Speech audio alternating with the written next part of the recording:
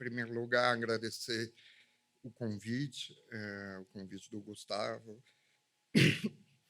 do Leandro, da Clara, dizer que eu me senti um pouco esmagado pela apresentação da Clara, que eu me sinto no meio de pessoas tão grandes e importantes, mais um menino hoje, nesta noite, nesse lugar onde paira a figura do cavaleiro da rosa do Burgo do Coração. E, portanto, vou falar de As Margens da Alegria. E a primeira coisa que chama a atenção após a leitura deste conto é justamente o estado de alegria que ele nos comunica. Uma alegria misturada de outros sentidos, certamente, mas, terminado o conto, ainda ficamos impregnados com um estado de felicidade transmitido pelo seu começo, minimamente reativado pela conclusão. Era, outra vez em quando, a alegria. Sabemos que a construção do volume foi toda pensada, planejada, e que, apesar da fragmentação em 21 histórias, um dos princípios que o estrutura é de certa simetria em torno do ponto central, o 11º, justamente intitulado Espelho. Porém, os cimos em que se reflete as margens da alegria não passa o mesmo clima eufórico. Pelo contrário, parece que o menino, figura central das duas histórias, perdeu no conto final a inocência inicial. O cenário da primeira viagem de avião está desprovido de adversidades. A tia e o tio tomavam conta dele, justinhamente. Sorria-se, saudava-se, todos se ouvia, e falavam. O avião era da companhia especial de 4 lugares. Respondiam-lhe a todas as perguntas, até o piloto conversou com ele. Já em Os Cimos, citando, se o tio, gracejando, animava-o a espiar na janelinha ou escolher as revistas, sabia que o tio não estava de todo sincero. A entrega sem limite do voo inicial sucede à desconfiança com os adultos. Apareceram a mentira e o fingimento. E como se retomássemos a história do menino após ele ter passado por experiências sofridas, desilusões, as do primeiro conto e de outras partes do livro. Essa simetria poderia induzir uma organização circular, de retorno ao começo. Mas é isso que justamente não acontece. Estamos, mais provavelmente, diante de um círculo imperfeito, ou mesmo de um esboço de uma espiral. Veremos que essa observação é mais do que um detalhe geométrico. Ela tem um efeito importante sobre a concepção do tempo em ação do livro, nem linear, nem perfeitamente cíclico. É como se avançássemos por curvas, dando pequenos passos adiante ou de lado. Movimentos que já podemos entrever como adaptado aos processos da iniciação. Não por coincidência, As Margens da Alegria contam uma experiência de iniciação. A separação dos pais, talvez a primeira, a viagem de avião, com certeza sem precedente, a descoberta da grande cidade em construção, longe do ambiente ordinário. E, acima de tudo, aquele momento de contato com uma beleza nunca antes avistada de um Peru. O Peru imperial dava-lhe as costas para receber sua admiração.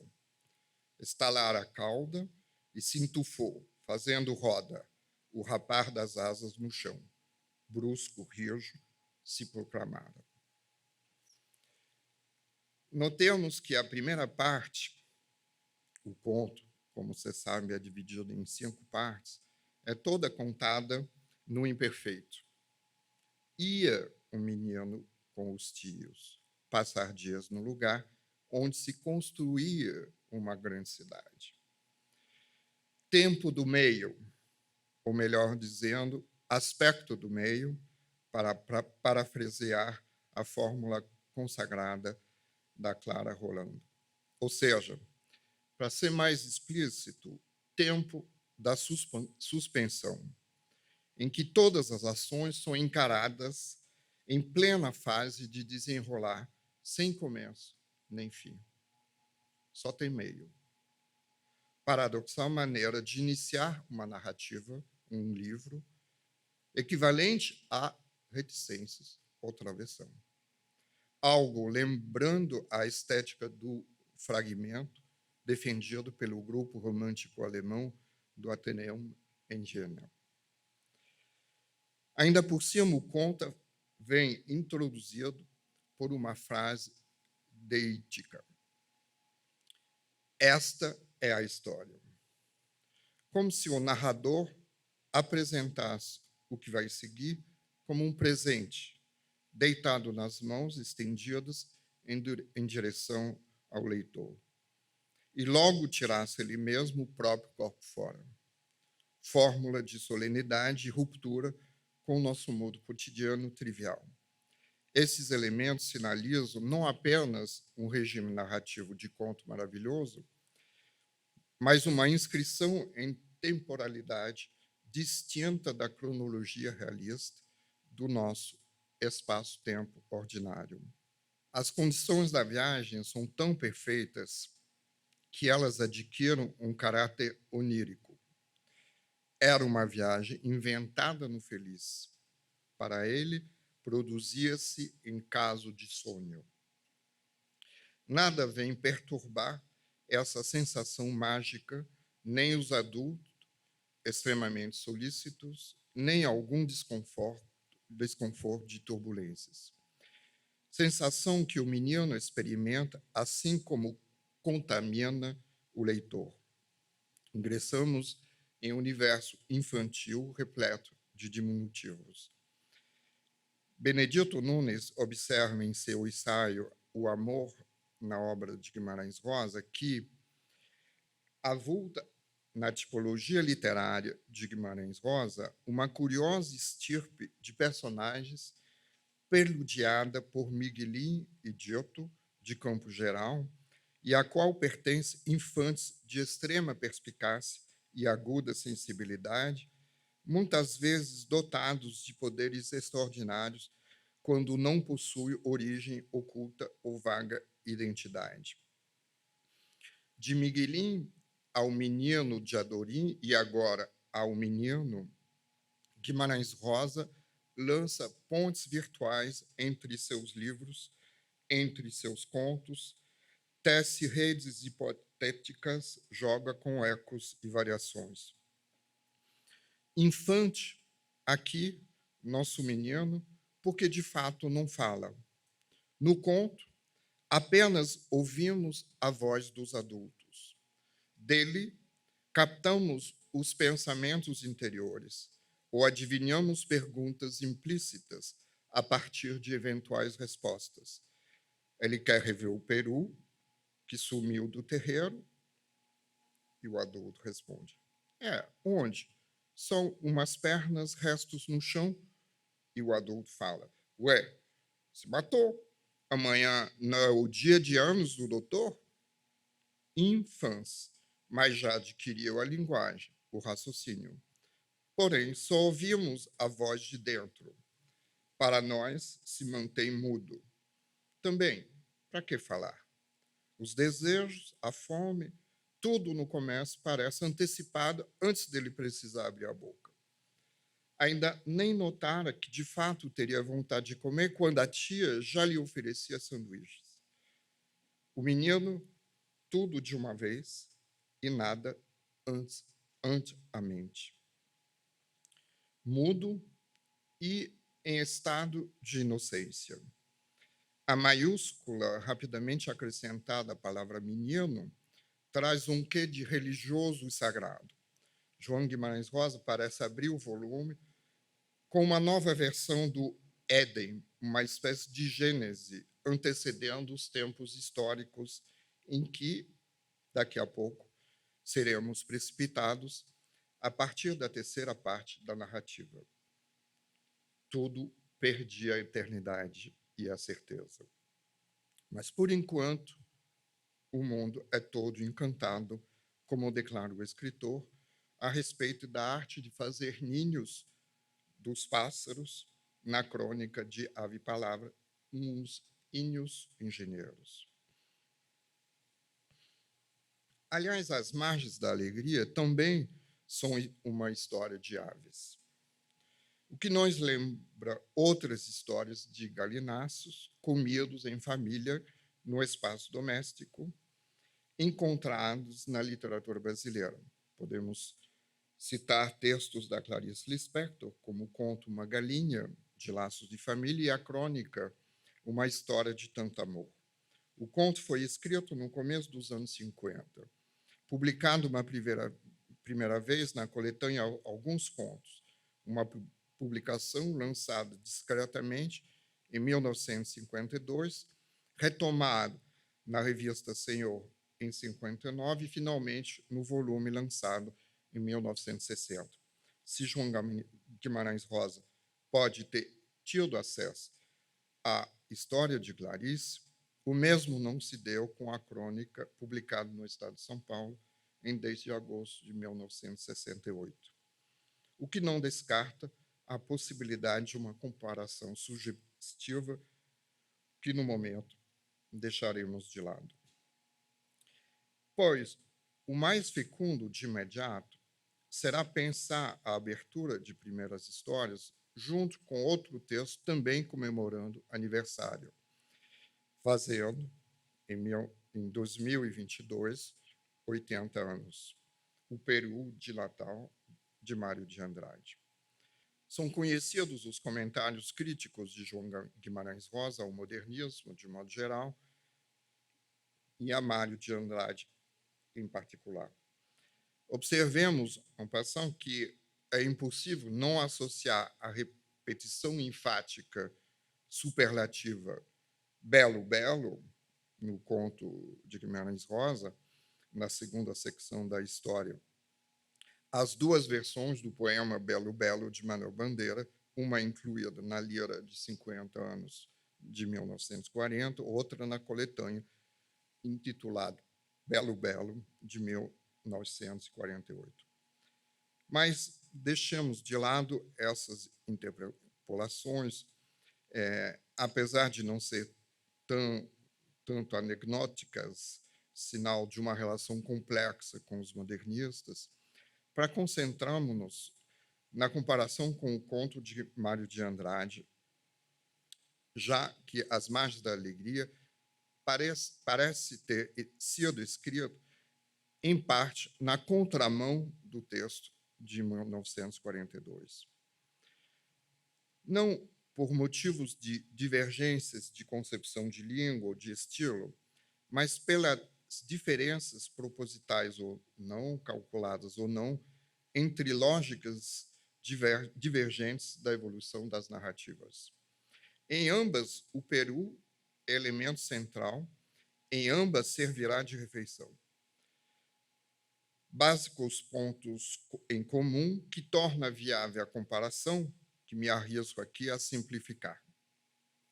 Do lado de Mário de Andrade, o filho de 19 anos organiza uma ceia de Natal com um peru, prato de festa, que nenhuma das três mulheres da casa, a mãe, a tia e a irmã, ainda tiveram oportunidade de curtir. Cada vez que era cozinhar um peru, as mulheres se sacrificavam para o desfruto dos demais da família. De luto, depois da morte do pai há 5 meses, paira uma tristeza na casa em que o filho trata de converter em felicidade. Servia do Peru, sublime, o moço consegue estabelecer, cito, um amor novo, reacomodado, mais completo, mais rico e inventivo, mais complacente e cuidadoso de si. Nasceu, de então, uma felicidade familiar para nós.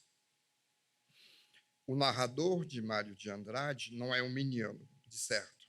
Ativo, ele procede ao sacrifício da ave para, se me permitir o neologismo, desenlutar sua família e colocar o pai no devido lugar. Papai virara santo, uma contemplação agradável, uma inestorvável estrelinha no céu. Não prejudicava mais ninguém, por objeto de contemplação suave. O único morto ali era o Peru, dominador, completamente vitorioso. O menino, por sua vez, parece viver sem iniciativa própria os processos que resultam do encontro com o Peru. Vê, espia, observa. Sua atividade é de contemplação, introspecção e reflexiva elaboração. Por outro lado, o movimento da narrativa é não de redenção, mas, para, por assim dizer, prolongar a imagem da Gênese, de queda. Do sublime à consciência da perda, da morte, da finitude. A interiorização de que a alegria tem seus limites, suas margens. Enquanto a metamorfose em Mário de Andrade se realiza nas personagens femininas que se libertam do jugo da figura paterna, doravante apenas estrelinha no céu, a transformação rosiana apenas de respeito à criança, já que a narração acompanha integralmente o ponto de vista dele. E de um conto a outro, o Peru segue e vai crescendo. O nome da ave, vamos falar um pouco do Peru, atesta de sua origem americana, mais precisamente da América Central e do Norte. Em francês seria dindon, macho de dinde, ou poule dinde, isto é, galinha das Índias Ocidentais, outro efeito do equívoco que fez o Colombo não reconhecer um novo continente e confundir os novos territórios com o Oriente. A ave importada na Europa será apropriada pelos ritos natalinos católicos e também se tornará o prato celebrando a chegada do Mayflower e a aliança, na verdade, completamente assimétrica, dos puritanos com os ameríndios, ritual nacional conhecido hoje como de Thanksgiving nos Estados Unidos. Essas considerações dão um relevo particular ao fato de que o primeiro encontro do menino com o Peru se dá, cito, no centro do terreiro, entre a casa e as árvores da mata. Isto é, no limiar, separando o mundo domesticado e o espaço da selva, do selvagem. Outra característica pode-se deduzir do nome científico da ave, Meleagris galopavo. A fabricação do nome revela o embaraço dos naturalistas que o definiram, de um lado, como um híbrido de galo e pavão, de outro, a partir de uma lenda da antiguidade. Membro da expedição dos Argonautas, Melegro morre, segundo uma versão da mitologia grega, depois de uma caça e de uma desavença com os tios. Suas irmãs de tristeza são metamorfoseadas em galinhas de Angola. Portanto, o Peru agrega origens ameríndias e africanas, em contraposição à civilização dita ocidental. Em certo sentido, duplamente indomado e irredutível, apesar de ter sido apropriado pelos representantes da modernidade no conto. Talvez, até por isso, pode se constituir em prato de festa, pela descontinuidade com o comum, pelo seu caráter unheimlich, familiar e não familiar ao mesmo tempo. Esse ponto nos leva para outra face do animal cultivado pela narrativa, sua dimensão monstruosa, que Leandro Bessa já identificou nos traços de Diadorim. Monstruosa na medida em que sua beleza é estupenda, colossal e, ao mesmo tempo, desproporcional e espetacular, tão mais perceptível se comparada à segunda aparição de um peru na quinta e última parte do texto. Cito. E a nem espetaculosa surpresa viu-o suave e inesperado. O peru ali estava. Ou não era o mesmo. Menor, menos muito. Tinha o coral, a recauda, a escova, o grugrulhar grufo, mas faltava em sua penosa elegância o recacho, o englobo, a beleza esticada do primeiro.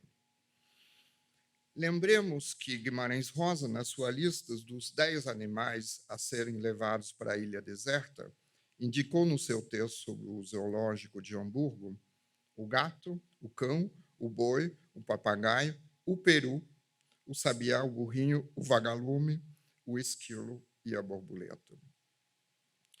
Mas voltemos, então, à primeira cena, a esta segunda parte, para a qual a anterior era só uma maneira de nos preparar, nós e o menino, para o grande momento.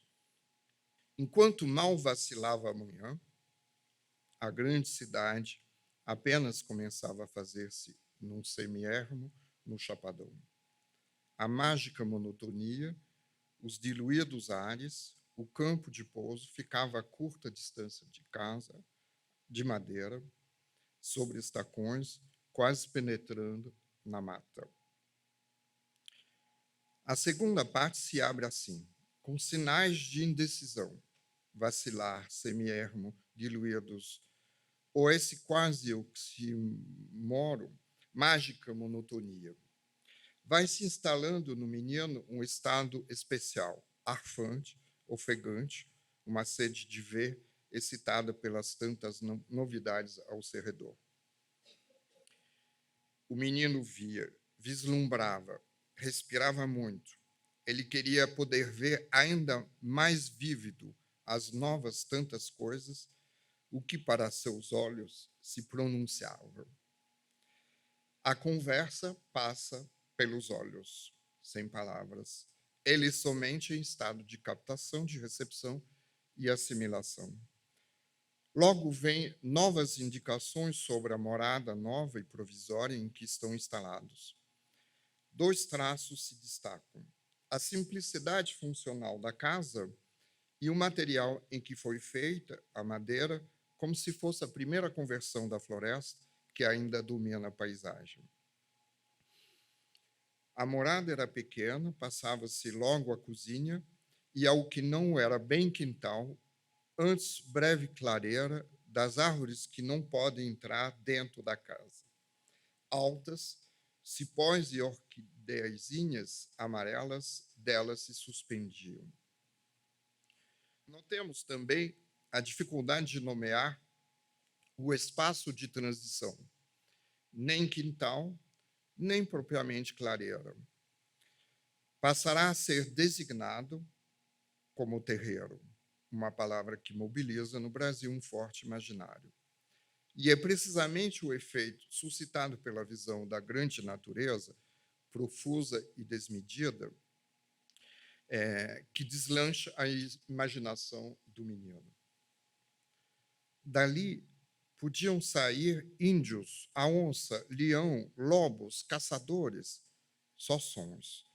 Um e outros pássaros com canto compridos. Isso foi o que abriu seu coração. Aqueles passarinhos bebiam cachaça. Um ano depois da publicação de Meu Tio Yaguareté na revista Senhor, estamos diante de uma microficção que convoca 3 figuras de animais predadores enquadradas por índios e caçadores, e que ressoa como as declarações aterrorizantes do locutor do conto de 1961. Onça vem, Maria, Maria, come-me ser. Tal como o viajante hospedado para a noite na cabana do semi-índio, no Meu Tio Yaguareté, o menino das margens da alegria é submergido por ameaças imaginárias, a partir do cenário misterioso, escuro e inquietante, do qual consegue captar apenas sons. Os olhos não podem mais. Vocês notam o caminho percorrido desde a mágica monotonia do início dessa sequência. Agora, os pássaros devem beber cachaça por ser tão barulhentos e agitados. O coração do menino se abriu, pronto para ser colhido por outra novidade, outro susto, que convoca logo o Deus onipotente. Senhor, quando avistou o peru no centro do terreiro, entre a casa e as árvores da mata, o peru imperial dava-lhe as costas para receber sua admiração, estalar a cauda e se entufou, fazendo roda. O rapar das asas no chão, brusco, rijo, se proclamara, grugulejou, sacudindo o abotoado grosso de bagas rubras, e a cabeça possuía laivos de um azul claro, raro, de céu e sanhaços. E ele completo, torneado, redondoso, todo em esfera e planos, com reflexos de verdes metais em azul e preto, o peru para sempre. O menino foi pego de surpresa por um show inesperado e fascinante. Animal extremamente barroco, feito de peças heteróclitas, todas mobilizadas e movimentadas para uma exibição imperial, só para ele, o menino. Guimarães Rosa esbanja uma abundância de detalhes visuais e sonoros, toques de cor, a começar pelo rubro das bagas, roupagem da cabeça e do pescoço inchados e quase entumecidos. Fascinante.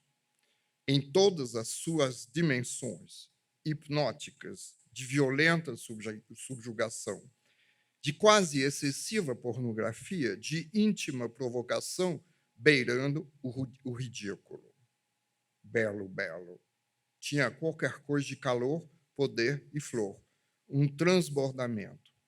Sua ríspida grandeza tonitruante, sua colorida empáfia.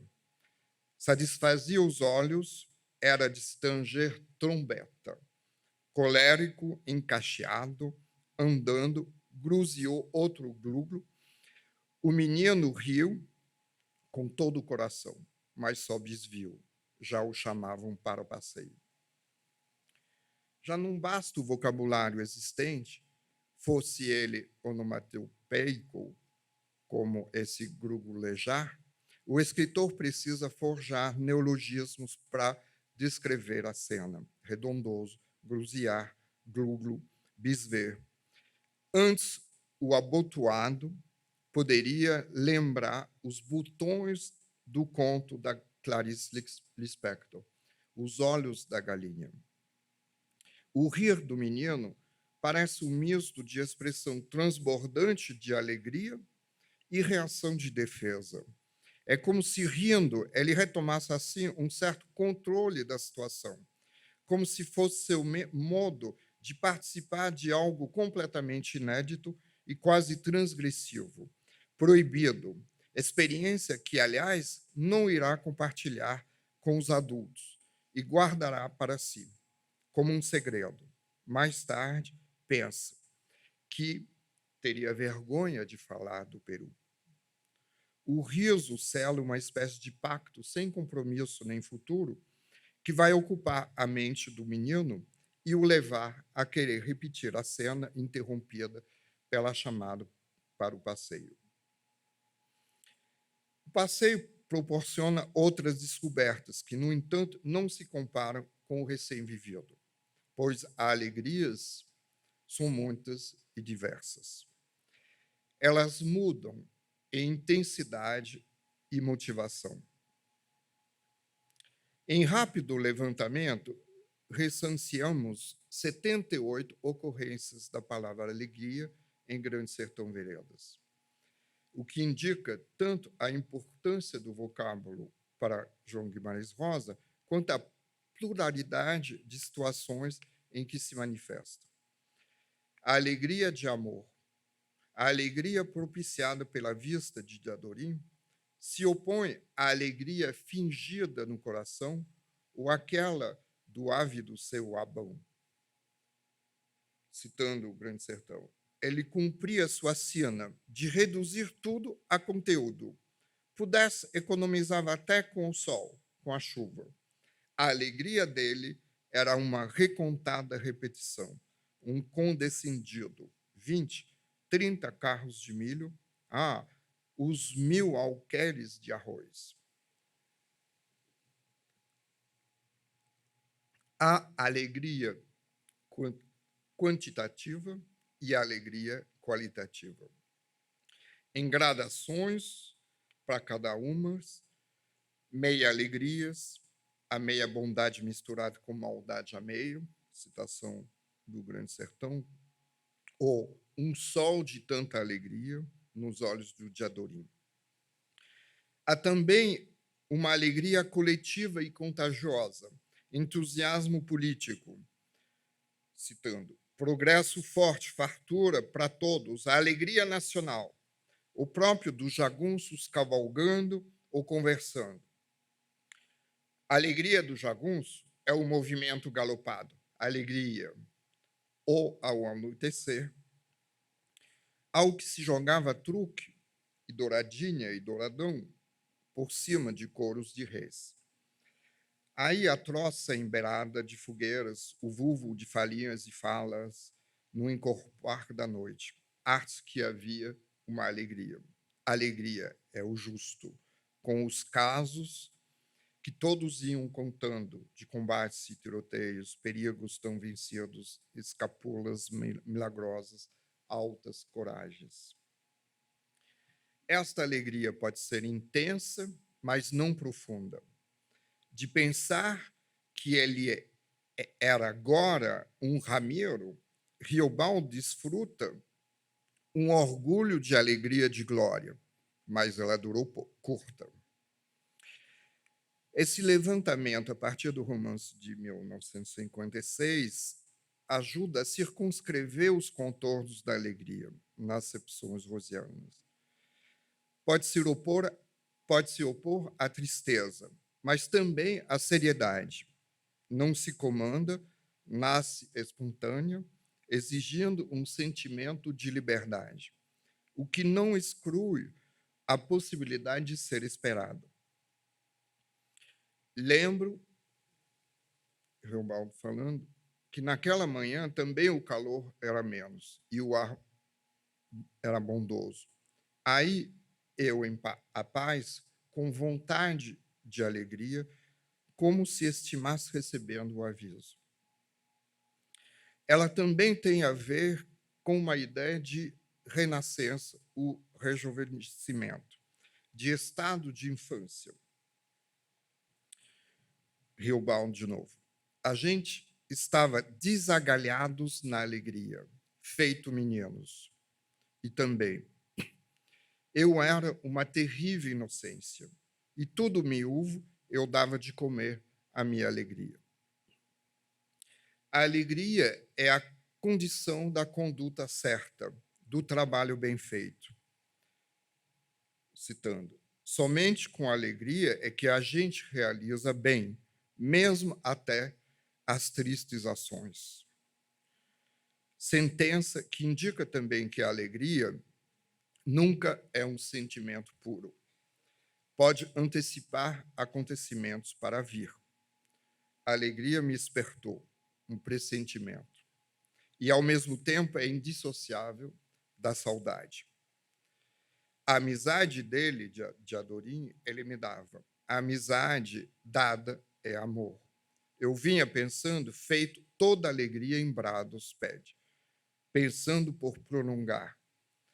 Como toda alegria, no mesmo do momento, abre saudade. Até aquela alegria sem licença, nascida esbarrada. Passarinho cai de voar, mas bate suas asas no chão. Esta citação mostra o quanto a alegria profunda pode suscitar um movimento reflexivo, mas também o quanto o kairos da alegria é um tempo especial. Aliás, deve ser kairos e não kairos. Da alegria é um tempo especial de plenitude e de virada, que no presente em que ele surge, presente exclusivo, sem passado nem futuro, inventa novo passado e novo futuro. Nada poderá voltar a ser como antes. Paralela ao tempo cronológico, ela nos arranca do cotidiano para uma dimensão eventualmente metafísica. Voltando ao Grande Sertão.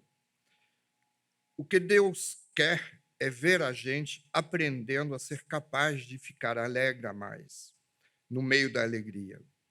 E ainda mais alegre ainda no meio da tristeza. Só assim, de repente, na horinha em que se quer, de propósito, por coragem. Será? Era o que eu, às vezes, achava ao clarear do dia. A alegria não é só gozo instantâneo, com certas pessoas, pode se tornar aprendizagem, iniciação. Nisso, talvez se distinga da felicidade gustativa familiar, palavra-chave do conto de Mário de Andrade. O que nos permite pensar melhor o título do nosso conto e, sobretudo, as dimensões do outro substantivo que o compõe. As margens dialogam, obviamente, com a terceira margem do rio, prova de que um rio, o mundo, a vida, não podem ser apenas duas margens. Nessa interpolação, vislumbremos a geometria não euclidiana de Guimarães Rosa, que trabalha de modo complexo horizontalidade e verticalidade.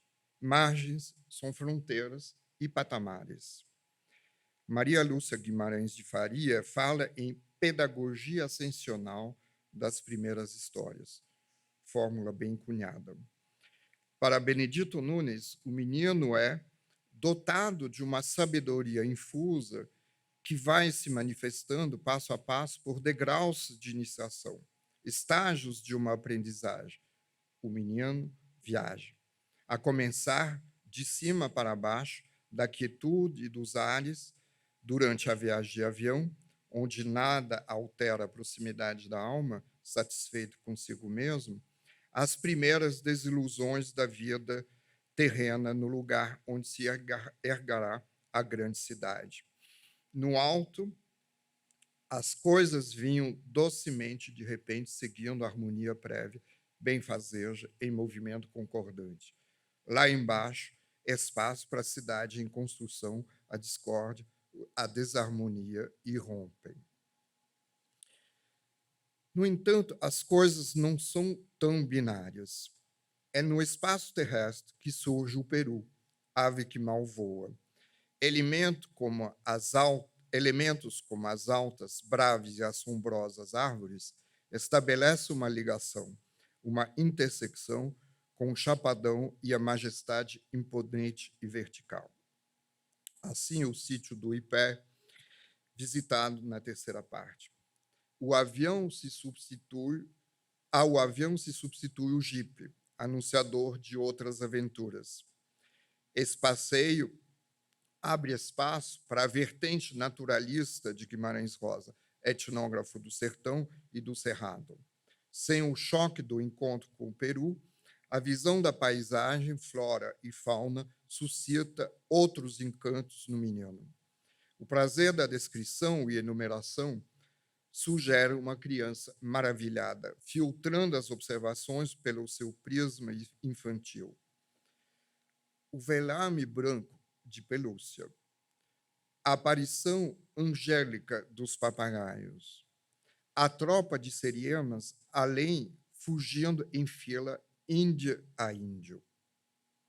Faz a junção pacífica com os índios imaginados por trás da cortina vegetal do terreiro da casa. Todas as coisas surgida do opaco, sustentava-se delas sua incessante alegria, sob espécie de sonhosa bebida, em novos aumentos de amor. Em sua memória ficava, no perfeito puro, castelos já armados. Tudo, para o seu tempo ser dadamente descoberto, fizera-se primeiro estranho e desconhecido. Ele estava nos ares.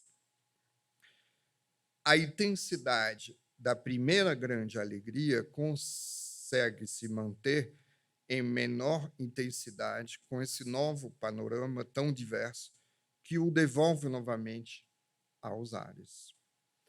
É verdade que o mundo terrestre também é de brutalidade e destruição. O menino é testemunha da trivial socialização dos adultos, insensíveis a tamanha beleza. A ebriedade deles se sustenta de álcool. Tinham fome, servido o almoço, tomava-se cerveja. Quando não é a observação vulgar do tio falando em imundícies de perdizes, à guisa de reforço superlativo, o que tem por efeito desastroso prefigurar o futuro da região, fazendo tabula rasa desse quase paraíso. O ufanismo das grandes pessoas, ouvido nas conversas da sala, esta grande cidade ia ser a mais levantada do mundo, não correspondia com o abatimento do garoto. Mataram-no também. Parecia-lhe obscuramente algum erro. Sentia-se sempre mais cansado. Mal podia com o que agora lhe mostravam na circuntristeza. Ou um horizonte, homens no trabalho de terraplenagem, os caminhões de cascalho, as vagas árvores, um ribeirão de águas cinzentas, o velame do campo, voltando, apenas uma planta desbotada, um encantamento morto e sem pássaros, o ar cheio de poeira.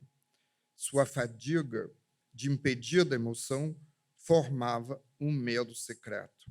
Descobriu o possível de outras adversidades no mundo maquinal, no hostil espaço, e que entre o contentamento e a desilusão, na balança infidelíssima, quase nada medeia. Abaixava a cabecinha.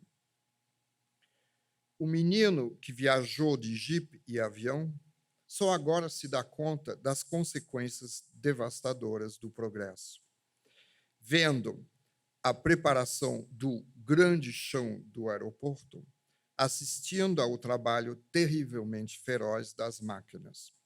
Os valores do mundo infantil andam na contramão da exaltação dos adultos. Cada um se encanta na contradição do outro.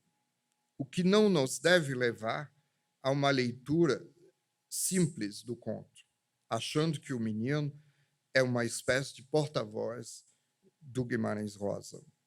Melhor seria pensar que o diplomata que visitou Brasília em construção em 1958, o criador do burrinho pedrez, que forja essas metáforas aplicadas a animais, cavalo de casa com uma andadura macia de automóvel, tão ligeira que ultrapassa o picado dos outros animais.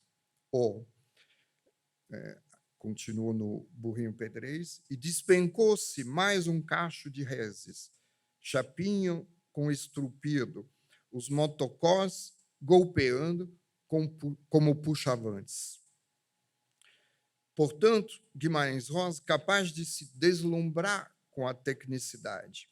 É o mesmo, diferente, que cultiva anotações sobre a vida campestre. O menino seria Guimarães Rosa? Não. Do meu ponto de vista, seria uma face de Guimarães Rosa. Mas voltaremos a esse ponto daqui a pouco.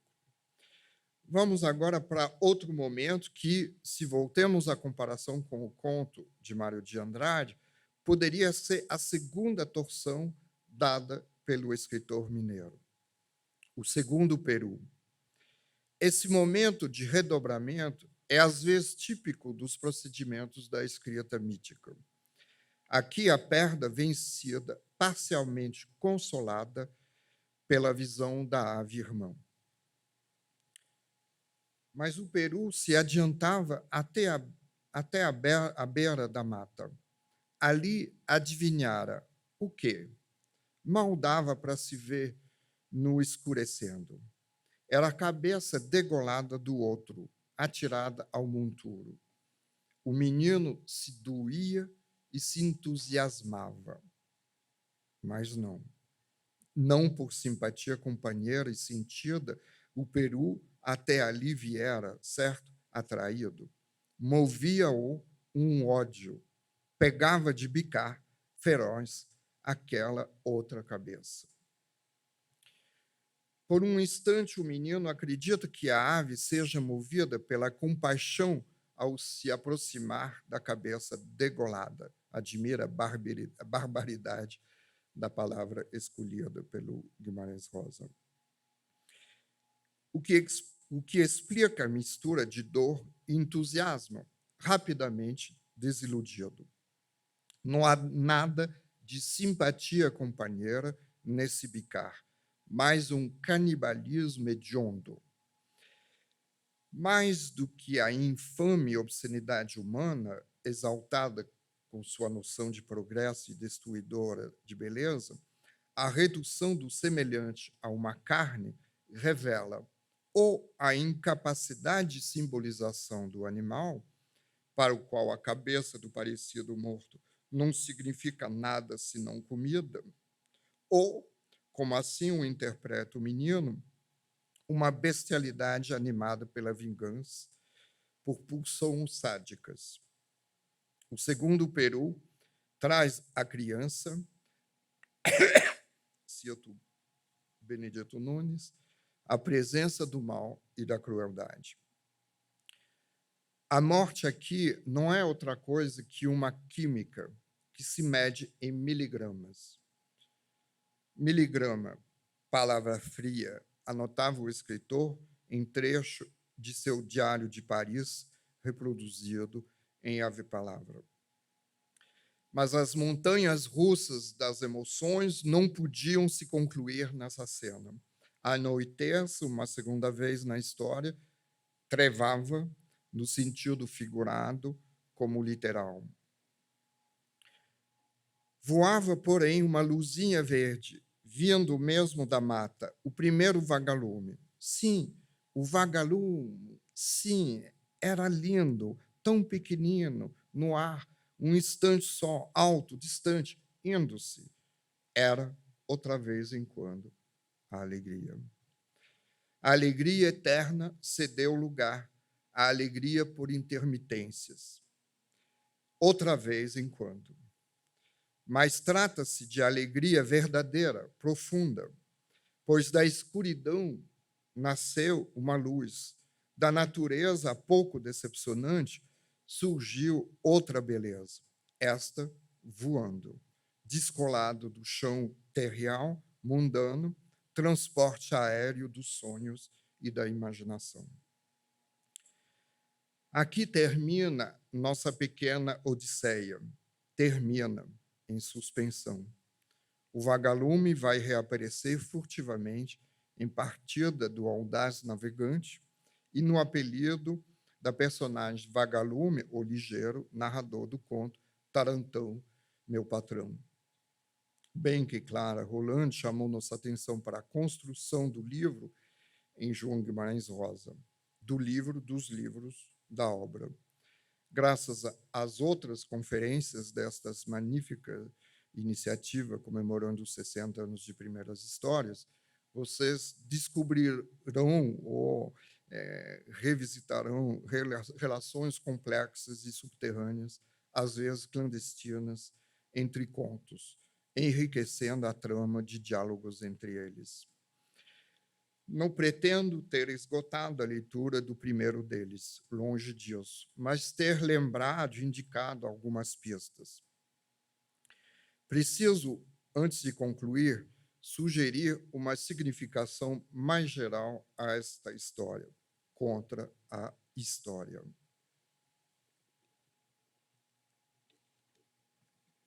Benedito Nunes notou em artigo publicado em 2 de fevereiro de 1963, no suplemento literário do Estado de São Paulo, artigo ao qual tive acesso graças ao Leandro, que temas, cito, ganham a dimensão de símbolos, mas de símbolos que têm o poder sugestivo e a sedução mágica, sempre renováveis, dessas imagens arquetípicas que unem a criação poética com a linguagem mítica, o mundo da poesia com o mundo ancestral dos mitos.